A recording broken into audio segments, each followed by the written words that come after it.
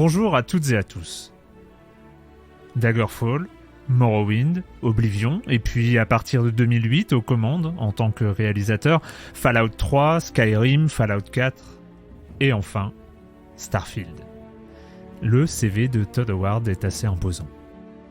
Quand on m'a proposé de le rencontrer dans le cadre de la Gamescom, j'ai pas hésité bien longtemps. C'est toujours intéressant de discuter avec ce genre de figure de l'industrie, même si je suis bien conscient, on en parle assez souvent dans Silence on joue, de l'aspect un peu artificiel de ce genre de starification pour des œuvres qui sont au final très collectives.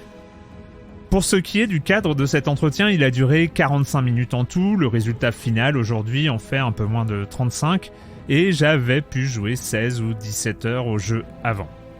De quoi me faire un premier avis, mais qui était loin d'être définitif, ça, ce sera pour l'épisode de cette semaine de Silence on joue. Je vous laisse avec ce premier entretien de la saison 17 de Silence on joue. Pour celles et ceux que ça intéresse, la version sans doublage est disponible en deuxième partie, aux alentours du timecode 34 minutes et 30 secondes. Bonne écoute.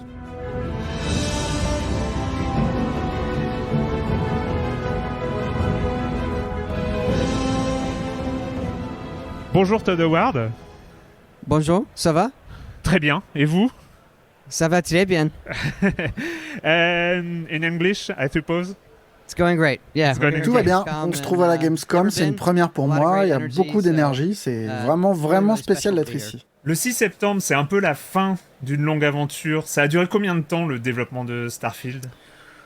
Well, it's an idea we've had for a long time. C'est une idée qui a germé il y a longtemps. First concept art, the first images on paper. On a réalisé le tout premier concept art il y a 10 ans. Oh. But development started after Le développement, lui, a commencé après Fallout 4, donc je dirais vers fin 2015.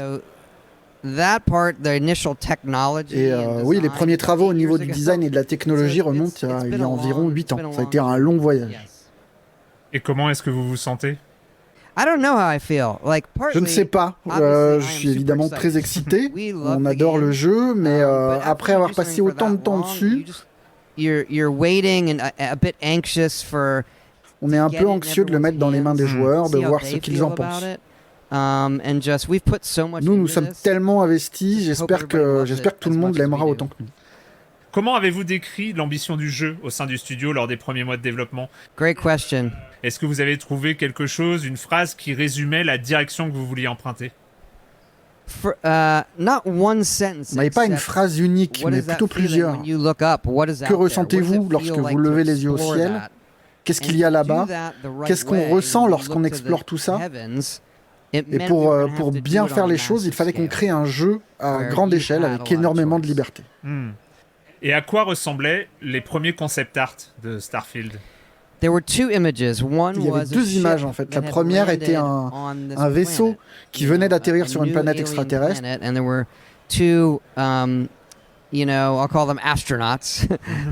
Avec deux astronautes dehors scrutant l'horizon. Pour capturer le sentiment de découverte d'un nouveau monde et de ce qu'il a à offrir. Et l'autre image représentait le même vaisseau mais dans l'espace. Parce que nous savions que nous allions devoir installer ces deux réalités, ces deux types d'exploration, à la fois en surface et dans l'espace. Et ces deux concept art étaient affichés sur les murs de Bethesda, partout, pour que tout le monde sache à quoi ressemblent ces sensations? On a largement partagé ces deux concept art avec le reste de l'équipe, avant de commencer à en développer d'autres. Et on a créé beaucoup de concept art.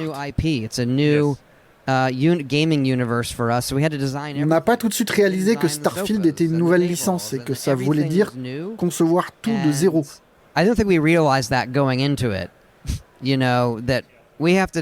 Les vaisseaux, les pistolets laser, mais aussi les canapés, les tables, les poubelles de bureau, tous les objets de la vie quotidienne. À quoi ressemblent les jouets, la nourriture? C'est une expérience passionnante. Vous avez dit que vous aviez créé la musique juste après les concept art. Pourquoi? J'aime bien travailler sur la musique et les concept art en même temps. Parce qu'ils offrent une première idée de ce que sera le jeu. Ça permet d'installer une ambiance pour les équipes qui vont créer le jeu ensuite. Pour la musique, j'ai travaillé avec Inon Zur, qui œuvrait déjà sur la série Fallout. On a beaucoup échangé, pas tellement pour lui dire quoi faire d'un point de vue sonore que pour débroussailler avec lui les thèmes qui traversent Starfield, la science, la religion, la nature de l'univers et notre place là-dedans. Ou cette idée que chaque élément sur Terre, chaque élément dans notre corps provient d'une étoile qui a explosé. Just of stars. No, it's true. But like just when you think about that, it's kind of incredible. And so, Ina and I would talk about these things, and we started writing. It took us a while to end up where we did, but I think the music is just incredible. Qu'avez-vous dit aux premiers artistes qui ont travaillé sur le jeu? I asked for, I want an image that has C'était des indications très spécifiques. Je voulais un vaisseau sur une planète qui ait cette ambiance-là. J'en voulais un autre dans l'espace qui convie ce sentiment-là. Ensuite, au fur et à mesure de la création, ça se fait dans l'échange, notamment avec le directeur artistique du projet, Ivan Pelli, qui travaillait aussi sur la série Fallout, et tout simplement incroyable. À mes yeux, c'est un des meilleurs du monde, si ce n'est le meilleur. Le langage visuel, pour créer un nouvel univers de science-fiction, c'est compliqué. Il y a tellement d'œuvres avant nous, de Star Wars à Star Trek, et tout ce qu'il y a entre les deux. Il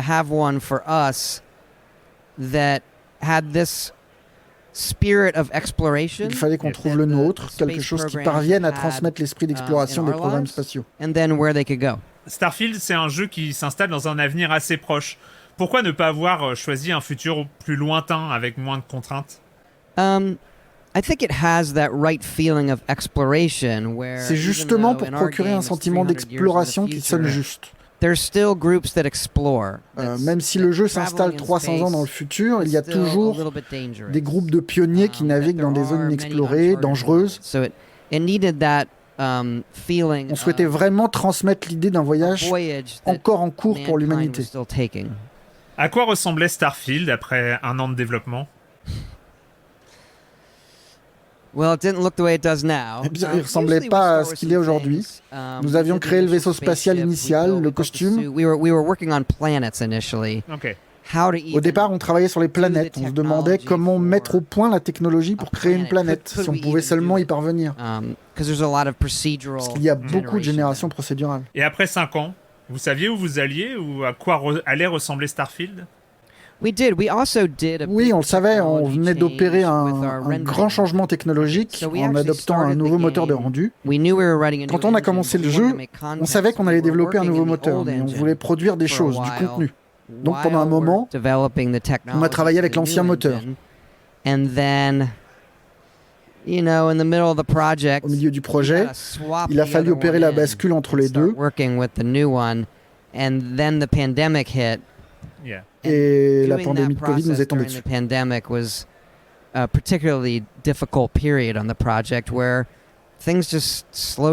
nous a tellement ralenti qu'on a longtemps eu l'impression de faire du surplace. On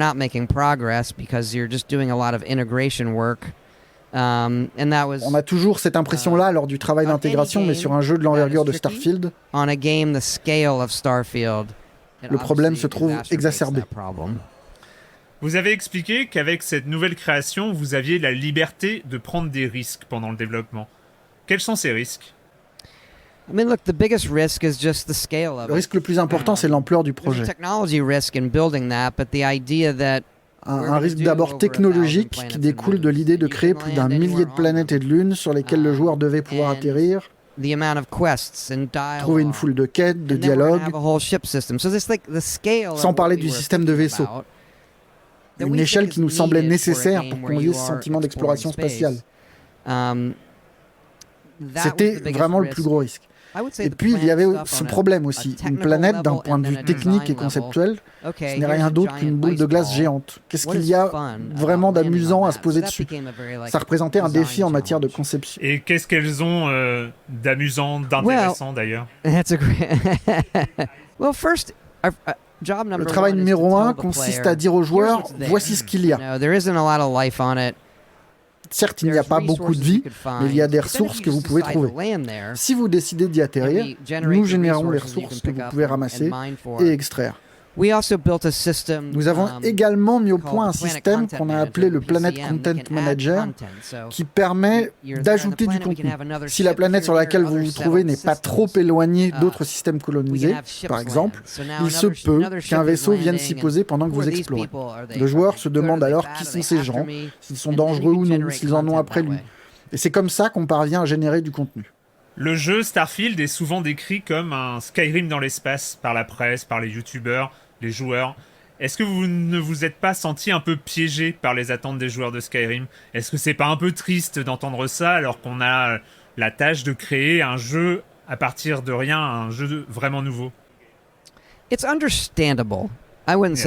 C'est pas triste, c'est compréhensible. Je pense que les jeux que nous créons sont toujours uniques et que Starfield porte notre patte.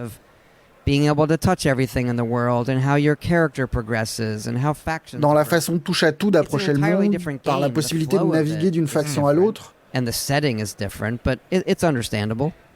Et quand on connaît la popularité de Skyrim... Bethesda est un peu dans une catégorie à part dans le jeu vidéo, aux côtés de Rockstar et de CD Projekt Red. Est-ce que c'est encore possible d'avoir de l'audace quand on travaille sur des projets aussi énormes? Oui, si vous regardez Starfield, vous verrez qu'il y a beaucoup d'idées nouvelles. Il est composé de tellement de couches différentes. Ce n'est possible qu'avec une équipe très grande et impliquée. Ce n'est vraiment pas le travail d'un seul réalisateur. J'ai retrouvé des gens avec qui je collabore depuis longtemps. On a intégré beaucoup de nouveaux et l'équipe n'a jamais été aussi importante. Cette diversité, on la retrouve du système de crochetage au système de furtivité, en passant par la création de vaisseaux. À l'origine, on ne pensait pas autoriser la création de vaisseaux, seulement la possibilité de les modifier. Et puis en créant nous-mêmes ces vaisseaux, en nous posant nous-mêmes la question de comment est-ce qu'on allait procéder, il nous est apparu que créer un éditeur était non seulement intéressant pour nous, en tant que développeurs, mais aussi pour le joueur. C'est vraiment le résultat de plusieurs équipes qui travaillent de concorde. C'est cette intrication de plein d'éléments qui me semble si géniale avec ces très gros jeux, qu'il s'agisse des nôtres ou de ceux de Rockstar, qui sont par ailleurs formidables. Toute l'astuce de ces jeux consiste, au moment de leur réalisation, de mêler 10 expériences différentes en un seul grand jeu. Y a-t-il eu des moments de doute pendant le développement de Starfield? Je ne dirais pas qu'il y a eu un moment, mais de nombreux moments de doute. En particulier sur un projet aussi long. On s'y colle et 2 ans après, on réalise qu'il y a une raison pour laquelle personne n'a essayé de faire ce jeu avant. Ou plutôt que des gens ont essayé avant nous, mais qu'en y regardant de plus près, ce n'est pas exactement la même chose que ce qu'on souhaite faire. Et encore, on a eu de la chance d'avoir le soutien de Bethesda qui nous a fait confiance en nous disant « Allez-y, faites-le ». Une confiance qui a été redoublée côté Xbox. Qui nous a clairement dit, on croit dans ce projet, dites-nous de quoi vous avez besoin, de combien de temps, parce qu'à nos yeux, c'est un jeu vraiment spécial. Est-ce qu'il y a des idées que vous avez abandonnées en cours de développement? Nous avons un wiki en ligne au bureau, une bible numérique qui consigne toutes les idées.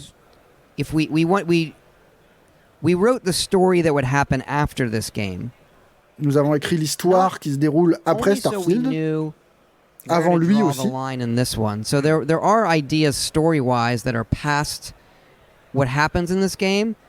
Tout un contexte qui nous a permis d'y voir plus clair dans ce qu'on voulait faire ou non du jeu. Il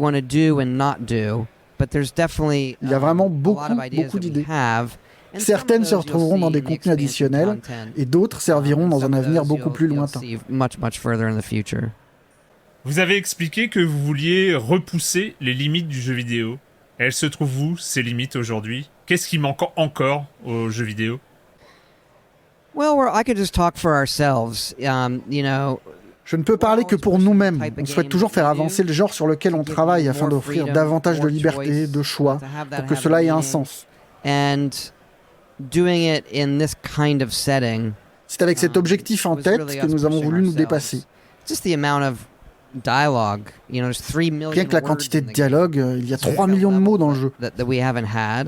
En termes de dialogue doublé, c'est plus qu'il n'y en avait dans Skyrim et Fallout 4 réunis. And I think, though, look, it's not just us. I think if you look at the industry, one of the amazing things about video games as an industry is je pense qu'il n'y a pas que nous. Si vous regardez l'industrie, l'une des choses étonnantes, c'est que tout le monde pousse sur le matériel, sur la technologie, sur la façon de raconter des histoires, sur le type d'histoire qui fonctionne dans le jeu vidéo et rendre ce média si différent des films ou des livres. En quoi le jeu vidéo est-il différent des films ou des livres? I mean, the main thing that video games do is it's easy to say. Ce serait facile de répondre l'immersion. But they can transport you. Les jeux peuvent vous transporter dans un autre monde et vous faire ressentir des choses en fonction de ce que vous y mettez de vous-même. Mais j'aime bien insister sur le sentiment de fierté que ressent le joueur lorsqu'il repense à ce qu'il a accompli. Surtout dans le genre de jeu que nous développons, des jeux où les actions du joueur comptent, où son chemin n'est pas quelque chose de linéaire, connu à l'avance du développeur. Le temps qu'un joueur passe sur un jeu est également quelque chose d'important. Quand vous regardez en arrière et que vous repensez à votre expérience sur Starfield, à votre implication, c'est quelque chose qui n'appartient qu'à vous. Et si nous avons bien fait notre travail, peut-être que le joueur a appris quelque chose sur lui-même. J'ai joué près de 20 heures à Starfield, la taille du terrain de jeu est impressionnante, l'impression d'exploration est limitée aussi, mais on retrouve également beaucoup de codes, beaucoup de systèmes familiers, les combats, le loot, le craft, l'XP. Est-ce que, quelque part, le périmètre ludique de ces grands jeux est pas un peu figé dans le marbre? Well, we like those things in our games. So first of all, c'est d'abord parce que nous aimons ces éléments dans nos jeux. On a passé beaucoup de temps sur le système de combat, qui est plus resserré qu'avant. I think character progression systems for who you're going to be. Même chose pour la progression du personnage, c'est une évolution de ce que nous avons fait précédemment. Avec les points d'expérience et le défi de compétences. C'est un mix de ce que nous avons fait dans Elder Scrolls et Fallout.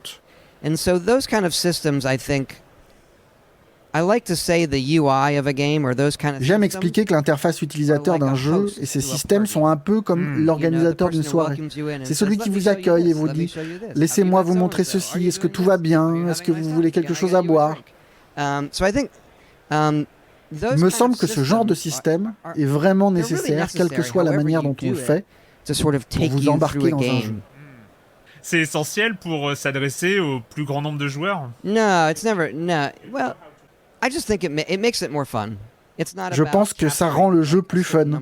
Il ne s'agit pas de convaincre un certain nombre de joueurs, non. Ces systèmes sont intéressants s'ils fonctionnent bien et offrent aux joueurs un certain confort.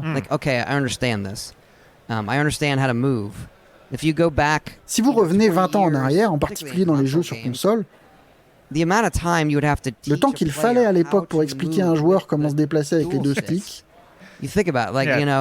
c'est une compétence que personne n'avait à l'époque. Ici, vous leur dites simplement, voilà les boutons, et les gens comprennent. Il faut que les joueurs se sentent à l'aise une fois le jeu en main. Tout le monde se souvient dans Skyrim de cette quête incroyable qui débutait par un concours de boissons et qui s'en allait très très loin dans l'absurde. J'ai l'impression que c'est quelque chose qu'on retrouve de façon plus fréquente dans Starfield, que ce type d'écriture est devenu finalement plus central. Je ne dirais pas que c'est le cœur du jeu, mais nous aimons faire ce genre de choses-là lorsque ça a du sens. C'est dans la nature même du jeu, à partir du moment où on vous encourage à explorer autant de lieux différents, on cherche à surprendre le joueur de différentes manières. Dans Skyrim, on se déplaçait à pied. La plupart du temps, le joueur voyait l'endroit vers lequel il se dirigeait.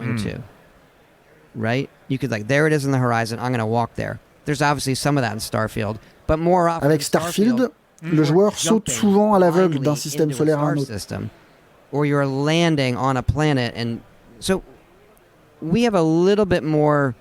Et on dispose de davantage de marge de manœuvre pour le surprendre dans le cadre d'un monde ouvert. Est-ce que c'est important pour vous que le joueur comprenne qu'il peut s'attendre à tout, qu'il peut lui arriver n'importe quoi? Les gens ont des définitions différentes de ce qu'ils entendent par tout. Il faut être un peu prudent, il y a évidemment beaucoup de choses. C'est à vous de me dire. Vous y avez joué, alors qu'est-ce que ça fait? Moi j'adore ça, mais c'est quoi le plus important pour vous? Je dirais que le plus important, c'est que si quelque chose vous titille, si vous vous demandez ce qu'il y a là-bas ou comment cet élément fonctionne, comme la construction des vaisseaux par exemple, le jeu vous récompense.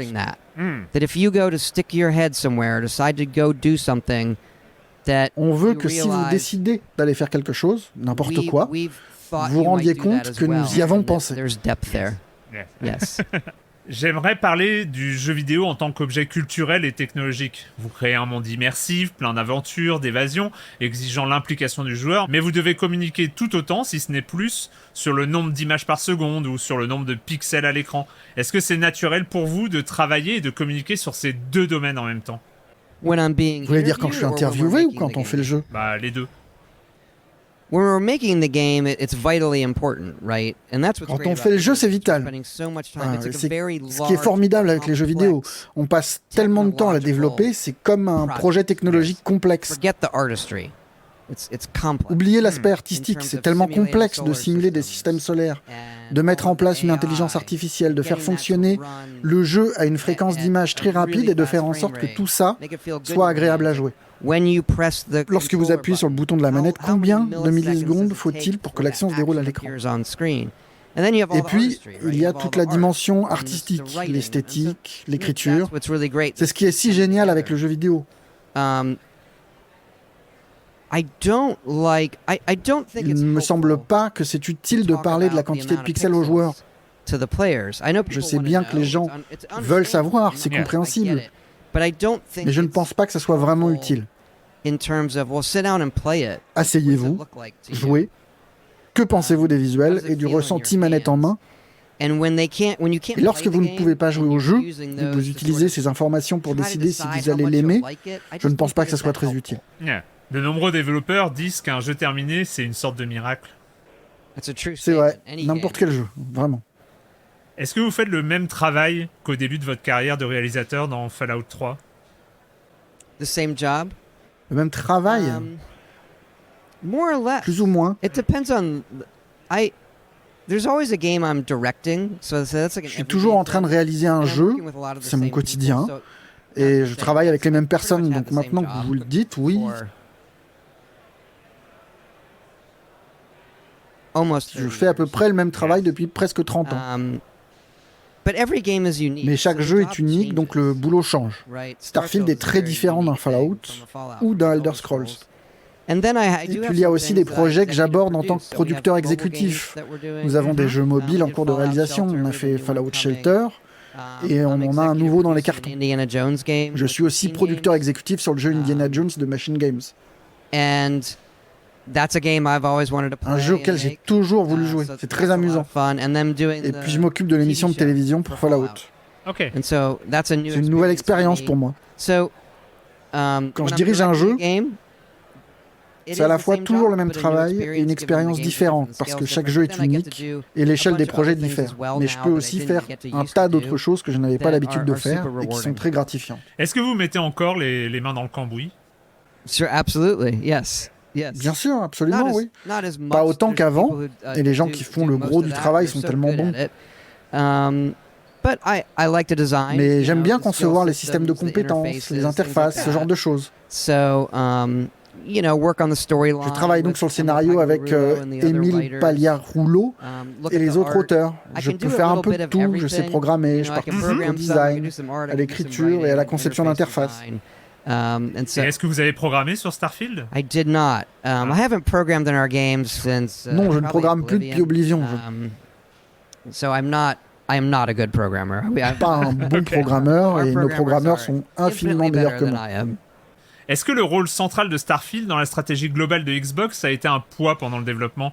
Est-ce que c'était difficile pour vous d'avoir autant d'attentes par rapport à, je sais pas, la stratégie Game Pass ? Je ne dirais pas que c'était difficile, et tant mieux. La plupart du temps, les échos qu'on avait, c'est qu'ils me faisaient confiance et qu'ils faisaient confiance à l'équipe.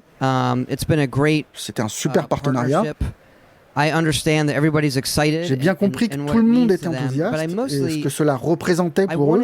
Mais maintenant, je veux surtout que ce soit payant, les récompenser de la confiance qu'ils m'ont accordée. Lorsque nous créons le jeu, nous faisons toujours la même chose, la tête baissée, avec l'idée de créer quelque chose auquel on aimerait jouer. Mais au final, j'espère que le jeu sera un succès. afin de pouvoir me montrer digne de toute la confiance qui m'a été accordée pendant si longtemps. La science-fiction, ça a toujours été un genre qui questionne et qui critique le présent. Est-ce qu'il y a des thèmes sociaux qui vous ont inspiré pour Starfield? Cela spoilerait certaines choses dans le jeu, alors je ne veux pas en parler.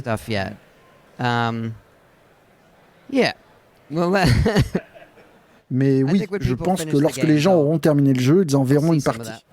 Vous en avez parlé plus tôt, mais c'est quoi la place de la science dans la construction de l'univers? Il y a bien sûr les moteurs de distorsion, les warp drive, qui ne sont pas très réalistes, mais on peut pas s'en passer quand on veut faire un jeu qui explore la galaxie. Mais pour le reste, comment est-ce que vous avez intégré la science dans la crédibilité de votre univers? That's a great question, and I could talk. How long do you have? De combien de temps vous disposez? So, I love all that stuff. J'adore ce sujet. Did a lot of studying on, et j'ai fait beaucoup de recherches sur la nature de l'univers, comment il s'est formé, est-ce qu'il est en expansion, est-ce qu'il s'étend plus vite ou plus lentement. Je l'ai déjà dit, j'aime cette idée que... Enfin, c'est pas une idée, encore une fois, c'est la vérité. Tous les éléments de la Terre et de nos corps proviennent de l'explosion d'étoiles, la nature même des choses. Et puis lorsque vous regardez le jeu, et vous y avez joué, lorsque vous regardez un système solaire, quelle est sa composition? Quelles sont les planètes qui se retrouvent dans cette zone où il pourrait y avoir de la vie? Les radiations jouent un rôle beaucoup plus important dans l'espace. Ah, je déteste ça. What's that? J'atterris sur une planète, il y a des problèmes de radiation, de température, etc. La seule chose que nous avons décidé de ne pas modéliser, c'est la pression atmosphérique en tant que telle, mais c'est un élément important. Nous prenons donc toutes ces choses inspirées de la réalité, mais au bout du compte, il s'agit toujours d'un jeu vidéo. Nous prenons cela et nous disons, oui, il y aura des lasers dans l'espace. Nous allons être plus tolérants sur la façon dont certaines de ces choses fonctionnent lorsque vous êtes sur une planète. On voulait transmettre cette sensation presque tactile que tout repose sur la science, les faits. Prenez les sauts. Vous avez parlé de Warp Drive. La façon dont nous procédons est basée sur certains articles qui parlent du fait de tordre la gravité. Vous n'êtes donc pas tellement en train de vous déplacer vers l'avant, et vous pliez la gravité devant vous. Vous surfez en quelque sorte sur cette bulle, cette vague de gravité, et vous amenez l'espace devant vous. Pendant longtemps, en interne, on n'appelait pas ça un saut, mais une traction. Et dans le jeu, on utilise parfois le mot tirer au lieu de sauter, pour dire qu'on va tirer l'espace vers soi. On pourrait continuer encore.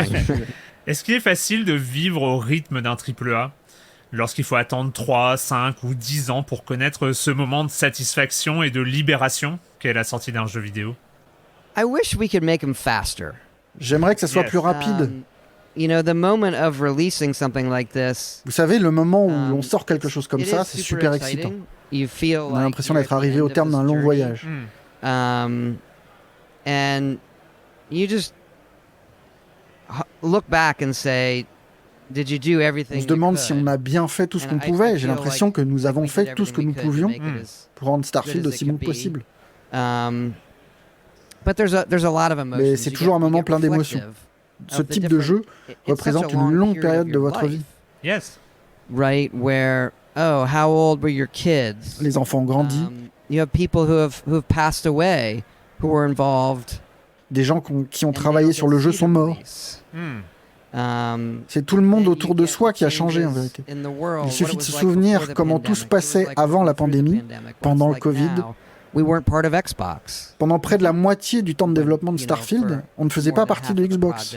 Et donc, qu'est-ce que ça fait aujourd'hui de faire partie de cet ensemble et d'être exclusif à une plateforme? C'est un moment qui est propice au bilan. On revient sur toute une période de notre vie, quelque chose d'assez similaire finalement au moment où on s'en va à l'université, ou lorsqu'on obtient une maîtrise, un doctorat.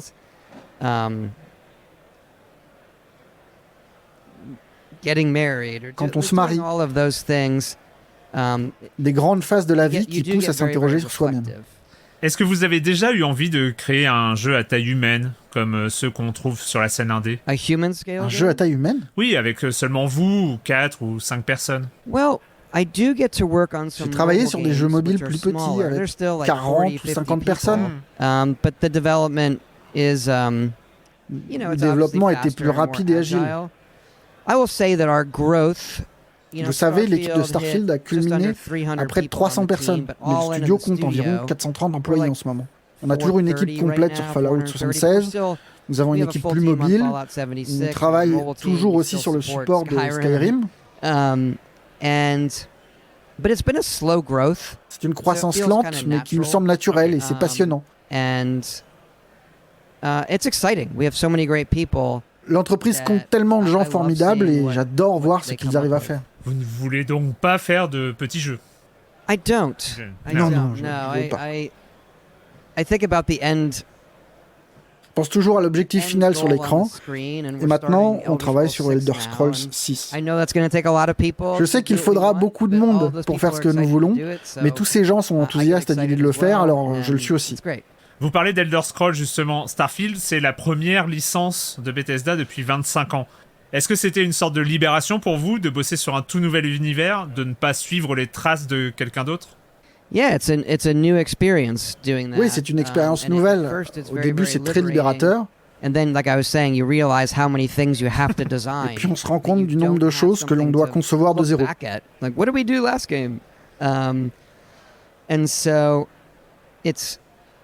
à la fois très excitant parce qu'il y a tellement de choses que cette équipe arrive à faire, et très laborieux. Ça a demandé beaucoup de travail, par exemple, pour trouver un langage pour nos vaisseaux spatiaux. À quoi allait-il ressembler? Comment allait-il fonctionner? Nous avons vraiment eu du mal avec ça pendant longtemps. C'était frustrant. Mais quand on y parvient et qu'on est satisfait du résultat, on a vraiment le sentiment d'avoir créé quelque chose de nouveau. C'est une vraie récompense. Est-ce que vous êtes un joueur? Oui, absolument. Vous avez joué à quoi cette année? Starfield. Rien d'autre? Non, cette année pas tellement. Non, cette année pas tellement. J'ai jeté un coup d'œil à Diablo 4, il faut que je m'y remette. J'ai joué à Forza parce que j'adore la série. Je joue encore à Marvel Snap de temps en temps sur mon téléphone, mais cette année, j'ai surtout joué à Starfield. Est-ce qu'il y a un jeu dans l'histoire du jeu vidéo dont vous êtes jaloux? Il y a des jeux que j'ai adorés, qui ont inspiré ce que nous faisons, comme la série d'Ultima, d'autres, mais je pense qu'il y a deux jeux que je considère comme du pur génie. D'abord Tetris, parce que c'est probablement le meilleur jeu jamais réalisé. Et l'autre que j'adore, c'est Portal de Valve. Il fonctionne à tellement de niveaux différents. C'est un puzzle game fascinant, qui est graphiquement très réussi, avec l'histoire qui se superpose à merveille. Ce sont deux jeux que je considère comme des chefs-d'œuvre. Est-ce que vous êtes impatient de travailler sur votre prochain jeu? Est-ce que je l'ai commencé? Est-ce que vous voulez simplement profiter de la sortie de Starfield ou est-ce que vous voulez déjà passer au jeu suivant? Un peu des deux. Il y a encore beaucoup à faire avec Starfield lorsque vous lancez un jeu de cette envergure. Il y a beaucoup de choses à faire pour que le lancement se passe bien, des mises à jour à suivre. On a vécu avec ce jeu pendant très longtemps et on accueille la sortie avec enthousiasme. Mais si on regarde vers l'avenir, les projets se chevauchent. On travaille sur Elder Scrolls 6 depuis un certain temps, sur ce que nous voulons faire avec ce jeu. Et donc oui, une partie de moi se dit « Oh, j'aimerais bien pouvoir jouer au prochain jeu tout de suite ». Mais quand on sort d'un si long projet, on se dit toujours « Qu'est-ce que je ferais différemment la prochaine fois? Comment améliorer le processus? Qu'est-ce qu'on a appris ?»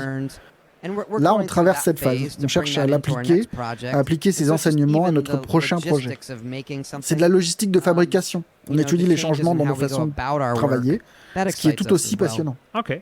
Thank you very much, Todd Howard. Thank you. Great questions. Merci beaucoup. De rien. À bientôt. À bientôt.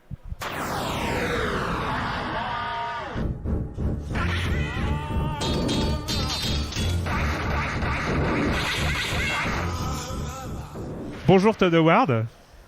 Bonjour, ça va? Très bien, et vous? Ça va très bien. In English, I suppose? It's going great. Yeah, we're here at Gamescom and never been.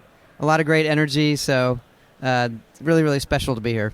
Le 6 septembre, c'est un peu la fin d'une longue aventure. Ça a duré combien de temps, le développement de Starfield? Well, it's an idea we've had for a long time. We did the very first concept art, the first images on paper, actually 10 years ago. Oh. But development started after Fallout 4, so around the end of 2015. So that part, the initial technology and design, is about 8 years ago, and so it's been a long journey. Yes. Et comment est-ce que vous vous sentez? I don't know how I feel. Like, partly, obviously, I am super excited. We love the game, but after you do something for that long, you're waiting and a bit anxious to get it in everyone's hands, see how they feel about it, and we've put so much into this. Just hope everybody loves it as much as we do. Comment avez-vous décrit l'ambition du jeu au sein du studio lors des premiers mois de développement? Great question. Est-ce que vous avez trouvé quelque chose, une phrase qui résumait la direction que vous vouliez emprunter? Not one sentence except, what is that feeling when you look up? What is out there? What does it feel like to explore that? And to do that the right way, when you look to the heavens, it meant we were going to have to do it on a massive scale, where you had a lot of choice. Et à quoi ressemblaient les premiers concept art de Starfield? There were two images. One was a ship that had landed on this planet, a new alien planet, and there were two, I'll call them astronauts, who had come out and were kind of looking at the horizon for what they would see on that planet. Like, what was the vibe and feeling of landing on a planet and all that it offered? The other image was that same ship in space above the planet, because we knew we were going to do both realities. We're going to do an on-the-ground experience, and then we're going to do, I'm in space in my ship, and that type of exploration is obviously different. Et ces deux concept art étaient affichés sur les murs de Bethesda, partout, pour que tout le monde sache à quoi ressemblent ces sensations? We had them shared widely, and then as we got into other art, we generated a lot of art as well. So we have so many images, and it's an all new IP. It's a new gaming universe for us. So we had to design everything. We had to design the sofas and the tables, and everything was new. And I don't think we realized that going into it. That we have to design the trash cans and the spaceships and the laser guns and everything. But all of the everyday items, what do their toys look like? What does their food look like? And that was really challenging, but also really thrilling. Vous avez dit que vous aviez créé la musique juste après les concept art. Pourquoi? I like to do music and concept art initially because I think both things give you a feeling of the game. Yes. Concept art can give you little bits of details, but it's mostly about giving us who are creating it, what is the vibe?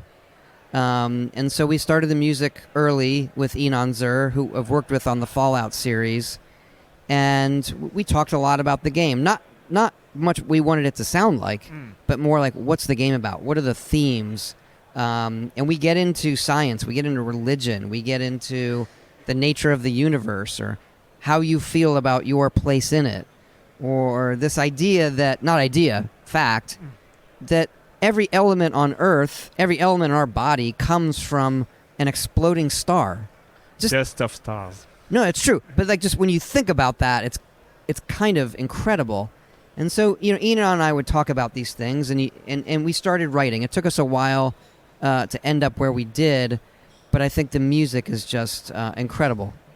Qu'avez-vous dit aux premiers artistes qui ont travaillé sur le jeu?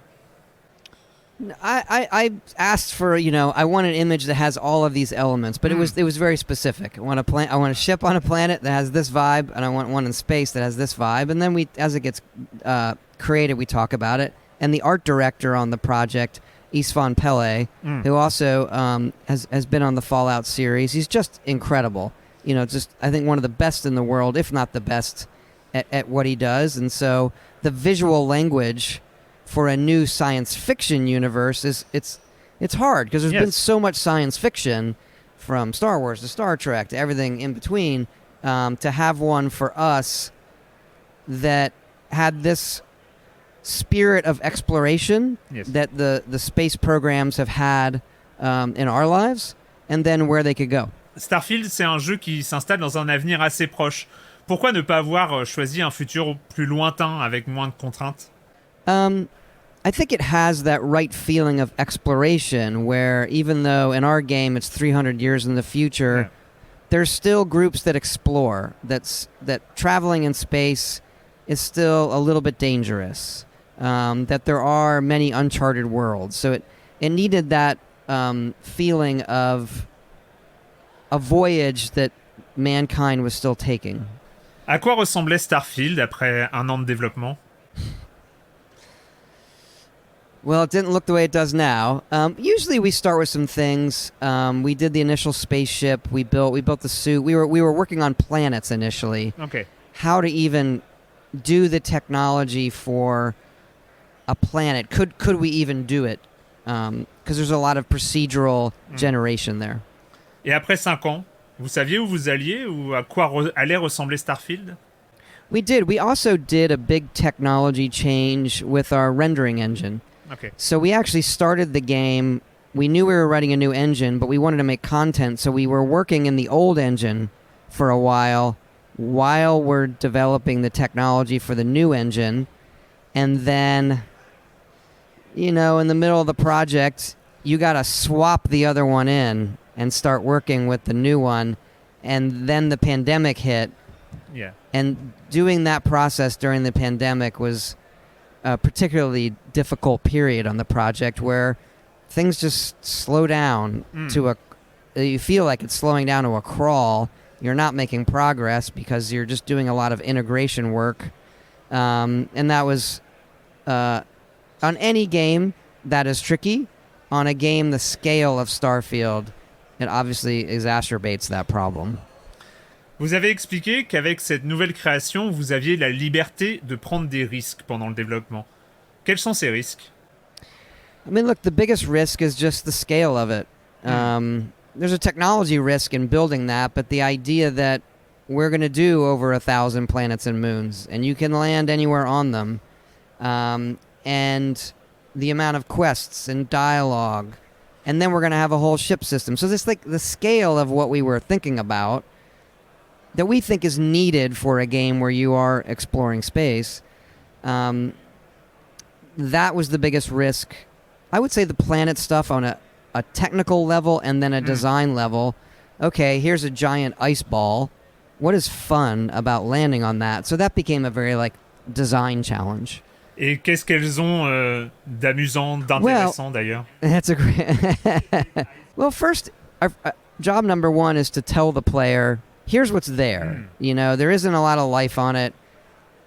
There's resources you could find. But then if you just decide to land there, and we generate the resources you can pick up and mine for, we also built a system called the Planet Content Manager, the PCM, that can add content. So you're there on the planet, we can have another ship. If you're near other settled systems, we can have ships land. So now another ship is landing, and who are these people? Are they good? Are they bad? Are they after me? And then you can generate content that way. Le jeu Starfield est souvent décrit comme un Skyrim dans l'espace par la presse, par les youtubeurs, les joueurs.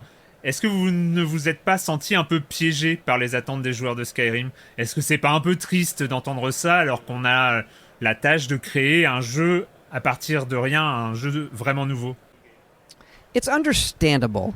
I wouldn't say it's not sad. It's understandable. I think the games that we make are still unique, and Starfield does have our DNA in terms of being able to touch everything in the world and how your character progresses and how factions work. It's an entirely different game. The flow of it is different and the setting is different, but it's understandable. Also, given the popularity of Skyrim. Bethesda est un peu dans une catégorie à part dans le jeu vidéo, aux côtés de Rockstar et de CD Projekt Red. Est-ce que c'est encore possible d'avoir de l'audace quand on travaille sur des projets aussi énormes? Yeah, I mean, if you look at Starfield, there are a lot of new ideas in it. I think one of the benefits for our studio is the game has so many parts And that only comes from everybody on the team bringing themselves to it. It's clearly not just me. There's so many people that I've worked with for a long time, and we have a lot of new staff as well. So the team is bigger than we've had. And from, the lockpicking system to stealth to the ship construction. In the original design, you didn't build the ships. You could modify them, but you weren't building ships. And that came out of, how are we going to build the ships? There's so many ships to build.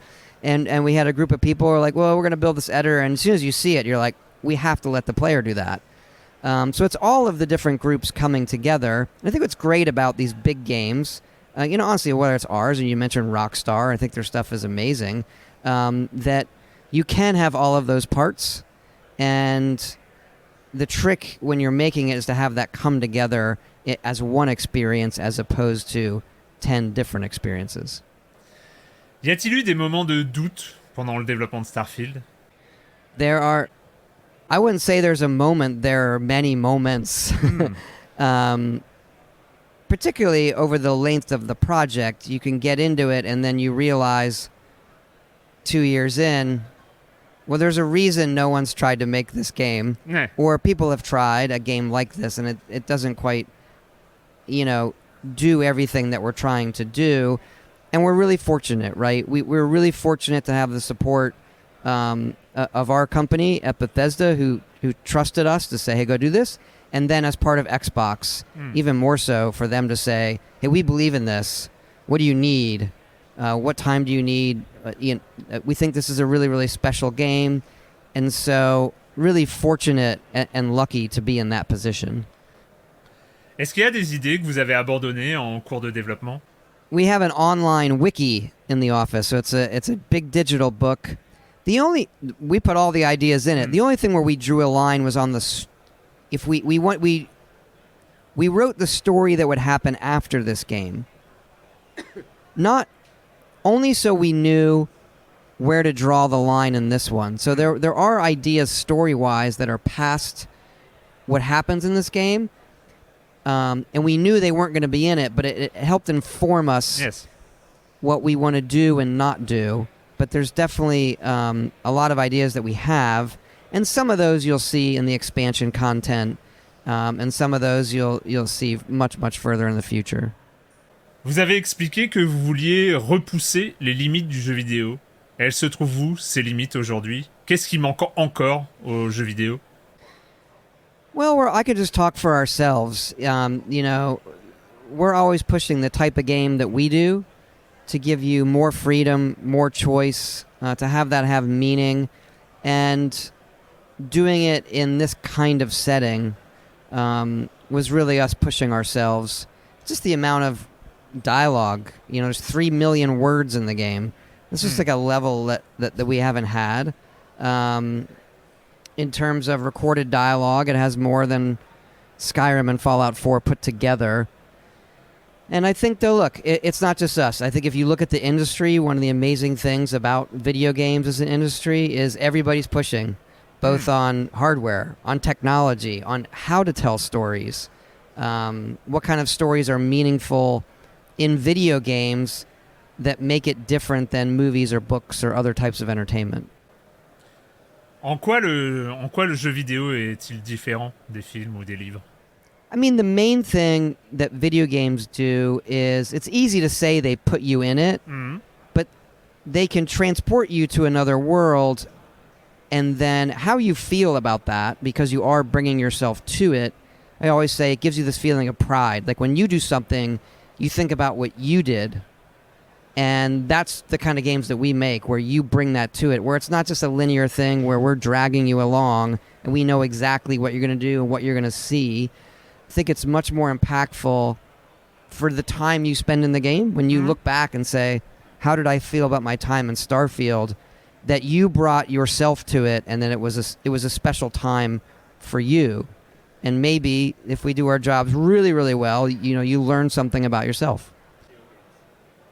J'ai joué près de 20 heures à Starfield, la taille du terrain de jeu est impressionnante, l'impression d'exploration est limitée aussi, mais on retrouve également beaucoup de codes, beaucoup de systèmes familiers, les combats, le loot, le craft, l'XP. Est-ce que, quelque part, le périmètre ludique de ces grands jeux est pas un peu figé dans le marbre? Well, we like those things in our games, so first of all, and we think we spent a lot of time on the combat so that it feels new and a lot tighter. I think character progression systems for who you're going to be, we do it a little bit different each game. It's kind of an evolution of what we've done, where it's a mix of you do get experience points, but you do get these skill challenges. So it's kind of a mix of what we've done in Elder Scrolls and Fallout. And so those kind of systems, I think, I like to say the UI of a game or those kind of systems are like a host to a party. You know, the person who welcomes you in and says, let me show you this, let me show you this. Have you met so-and-so? Are you doing this? Are you having a nice time? Can I get you a drink? So I think those kind of systems are they're really necessary, however you do it, to sort of take you through a game. C'est essentiel pour s'adresser au plus grand nombre de joueurs? No, it's never. No. Well, I just think it makes it more fun. It's not about capturing like a certain number of players. I think for any individual player, some of those things, it's okay to have those if those work and give the player some comfort. Like, okay, I understand this. I understand how to move. If you go back, 20 years, particularly in console games, the amount of time you would have to teach a player how to move with the dual sticks, you think about it, that was a skill nobody had then. And here you just kind of tell them, these are the and people get it. So I think you want it to be comfortable in their hands. Tout le monde se souvient dans Skyrim de cette quête incroyable qui débutait par un concours de boissons et qui s'en allait très très loin dans l'absurde. J'ai l'impression que c'est quelque chose qu'on retrouve de façon plus fréquente dans Starfield, que ce type d'écriture est devenu finalement plus central. I wouldn't say it's core. We like to do them where they make sense, and the nature of the game, because you're moving around to a lot of different locations, we can surprise you in different ways. Whereas in Skyrim, you're walking across the landscape more. So you can see, more often in a Skyrim and a Fallout, you can see the thing you're going to. Right? You could there it is in the horizon, I'm going to walk there. There's obviously some of that in Starfield. But more often in Starfield, you are jumping blindly into a star system, or you're landing on a planet. And so we have a little bit more ability to surprise you in some moments with something you didn't see coming. Est-ce que c'est important pour vous que le joueur comprenne qu'il peut s'attendre à tout, qu'il peut lui arriver n'importe quoi? Well, anything. People have different definitions of anything, so I have to be I have to be careful. There's obviously a lot, and I do think it keeps you going. Where, I mean, you tell me, you played it, so how does it feel? Bah moi j'adore ça, mais c'est quoi le plus important pour vous? I would say that it's most important that if you're curious about something, you say, I wonder what's over there, or I wonder how this works, like shipbuilding. That whatever you're curious about, that we're rewarding that. That if you go to stick your head somewhere, decide to go do something, that you realize we've thought you might do that as well, and that there's depth there. Yes. J'aimerais parler du jeu vidéo en tant qu'objet culturel et technologique. Vous créez un monde immersif, plein d'aventures, d'évasion, exigeant l'implication du joueur, mais vous devez communiquer tout autant, si ce n'est plus, sur le nombre d'images par seconde ou sur le nombre de pixels à l'écran. Est-ce que c'est naturel pour vous de travailler et de communiquer sur ces deux domaines en même temps? When I'm being interviewed or when we're making the game? Bah, les deux. When we're making the game, it's vitally important, right? And that's what's great about video games. We're spending so much time. It's like a very large, complex, technological project. Yeah. Just forget the artistry. It's complex in terms of simulating solar systems and all of the AI and getting that to run at a really fast frame rate, make it feel good in your hands. Like, when you press the controller button, how many milliseconds does it take before that action appears on screen? And then you have all the artistry, right? You have all the art and the writing. And so I think that's what's really great, those things coming together. I don't think it's helpful to talk about the amount of pixels to the players. I know people want to know. It's understandable. I'm not I get it, but I don't think it's helpful in terms of, well, sit down and play it. What does it look like to you? How does it feel in your hands? And when you can't play the game and you're using those to sort of try to decide how much you'll like it, I just don't think it's that helpful. Yeah. De nombreux développeurs disent qu'un jeu terminé, c'est une sorte de miracle. That's a true statement. Any game. Est-ce que vous faites le même travail qu'au début de votre carrière de réalisateur dans Fallout 3? The same job? More or less. It depends on... There's always a game I'm directing, so that's like an everyday thing.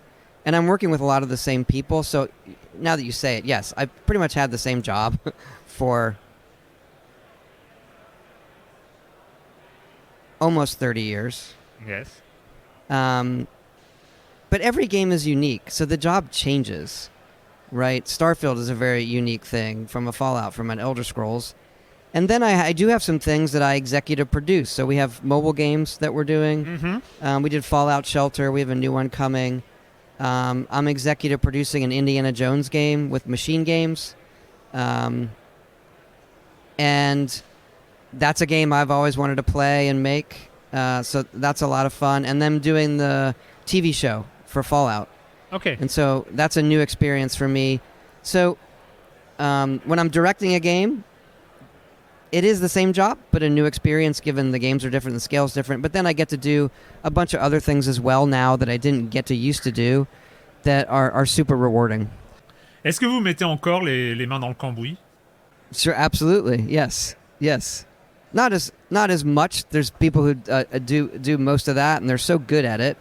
But I like to design, the skill systems, the interfaces, things like that.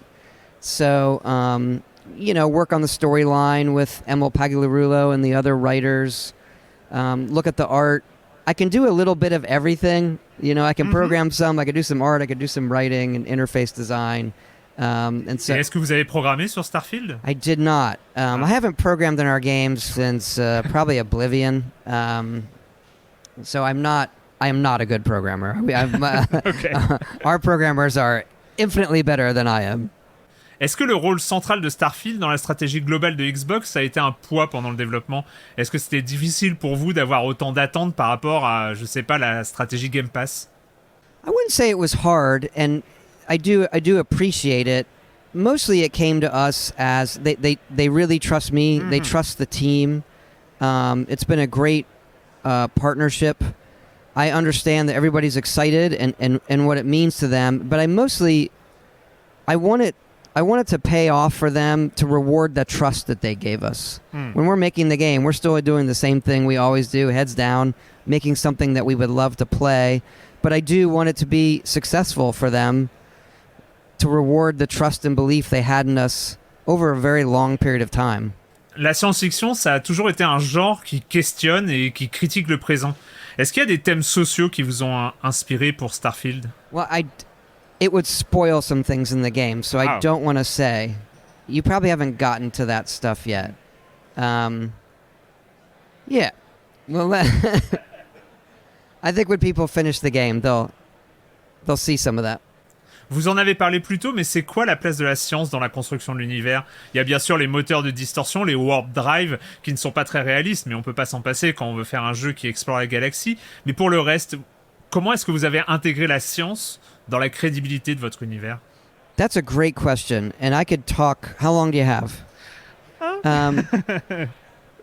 So, I love all that stuff, and did a lot of studying on, what is the nature of the universe? How is it formed? Is it expanding? Is it expanding faster or slower? I said, I love this idea that, not idea, again, it's truth. Every element on Earth and in our bodies is from exploding stars, and just the nature of things. Then we get into, when you look at the game, and obviously you played it, when you just look at a star system, what is the makeup? What planets are in this zone that they may have life? We stretch that a little bit. Radiation plays a much bigger role in space. Ah, je déteste ça. And so What's that? J'atterris sur une planète, il y a des problèmes de radiation, de température, etc. The only thing we decided not to really model was pressure, atmospheric pressure per se, but that's a big element. And so we take all of those things, and it has a basis in reality and the feeling of reality, but at the end of the day, it's still a video game. So we take that and say, yes, there's going to be lasers in outer space. We're going to be nicer about how some of these things work when you're on a planet. And so, we wanted to have that feeling, like that tactile feeling of this is based in real science. Take the jumping. You mentioned like warp drive. That the way we do it is based on some of the popular papers for bending gravity in front of you. So you're not actually like moving forward. You're like bending gravity in front of you. You're kind of riding this bubble, but you're bringing the space in front of you to you. For a long time, we almost didn't call it a jump. We were calling it a pull. And that word pull is used sometimes in the game instead of jump. Say, we're going to pull space toward you. So I could just keep going and going. Est-ce qu'il est facile de vivre au rythme d'un AAA lorsqu'il faut attendre 3, 5 ou 10 ans pour connaître ce moment de satisfaction et de libération qu'est la sortie d'un jeu vidéo? I wish we could make them faster. Yes. The moment of releasing something like this, it is super exciting. You feel like you're at the end of this journey. And you just look back and say, did you do everything you could? And I feel like we did everything we could to make it as good as it could be. But there's a lot of emotions. You get reflective of the different. It's such a long period of your life. Yes. Right, where how old were your kids? You have people who have passed away who were involved, and they don't get to see the release. Then you get the changes in the world, what it was like before the pandemic, what it was like working through the pandemic, what it's like now. We weren't part of Xbox when for more than half of the project, and so how does it feel now to be part of it and be exclusive on a platform, but you kind of chart all of those periods of your life, almost like when people go through college. Yes. Imagine like going through college and then getting a master's and a doctorate degree, like all those phases. That's getting married or doing all of those things. You do get very, very reflective. Est-ce que vous avez déjà eu envie de créer un jeu à taille humaine, comme ceux qu'on trouve sur la scène indé? A human scale game? Oui, avec seulement vous, ou 4 ou 5 personnes. Well, I do get to work on some mobile games, which are smaller. They're still like 40, 50 people, but the development is, it's obviously faster and more agile. I will say that our growth, Starfield hit just under 300 people on the team, but all in the studio, we're like 430 right now, 430, but we have a full team on Fallout 76. We have a mobile team. We still support Skyrim. But it's been a slow growth, so it feels kind of natural. Okay. And it's exciting. We have so many great people that I love seeing what they come up with. Vous ne voulez donc pas faire de petits jeux? I don't. I don't. No. I think about the end goal on the screen, and we're starting Elder Scrolls 6 now, and I know that's going to take a lot of people to do what we want, but all of those people are excited to do it, so I get excited as well, and it's great. Vous parlez d'Elder Scrolls justement. Starfield, c'est la première licence de Bethesda depuis 25 ans. Est-ce que c'était une sorte de libération pour vous de bosser sur un tout nouvel univers, de ne pas suivre les traces de quelqu'un d'autre? Yeah, it's a new experience doing that, and at first it's very, very liberating, and then, like I was saying, you realize how many things you have to design that you don't have something to look back at. Like, what did we do last game? And so it's very, very exciting because there's so much that all of us in the team can do. But we also struggled, just finding a language for our spaceships. What were they going to look like? How are they going to work? We really struggled with that for a long time. And that was frustrating. But then when you get there and you really like it, you feel like this is something so new. It's very, very rewarding. Est-ce que vous êtes un joueur? Oh, yeah, absolutely. Vous avez joué à quoi cette année? Starfield. Rien d'autre? This year, not so much. Mostly so much? Starfield. I looked at Diablo 4 some. I need to go back to that. I've got an early look at Forza because I love the Forza series. I still play Marvel Snap once in a while on my phone, but mostly this year it's been all Starfield, yes. Est-ce qu'il y a un jeu dans l'histoire du jeu vidéo dont vous êtes jaloux? Well, there's some games that I've loved that inspired what we do from the Ultimate series and all that, but I think there's two games that I look at and I just think they're just pure genius. Tetris. Yes.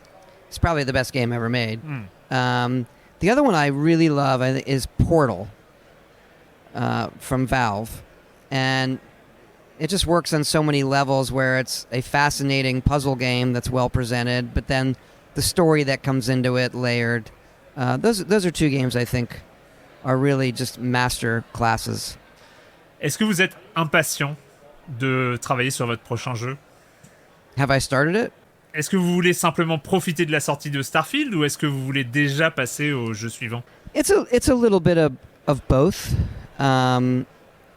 There's still a lot to do with Start. When you're launching something of this scale, there's still a lot of moving parts to have it launch well, and then get into updates that we're going to be doing to the game. But we've also lived with it for a very long time, and so we're excited about it. But then as we're looking to the future, we've been designing, we overlap, so we've been designing Elder Scrolls 6 for a while as well, what we want to do with that game. And so, yeah, you look to it and you're like, oh, I wish I could play that game, the next game right away now. But whenever you come off a project or anything anybody does, when they do something for a while and then it sees it to the end, you always think of like, okay, what would I do different? How would I improve the process? What have we learned? And we're going through that phase to bring that into our next project. And so just even the logistics of making something, the changes in how we go about our work, that excites us as well. Okay. Thank you very much, Todd Howard. Thank you. Great questions. Merci beaucoup. De rien. À bientôt. À bientôt.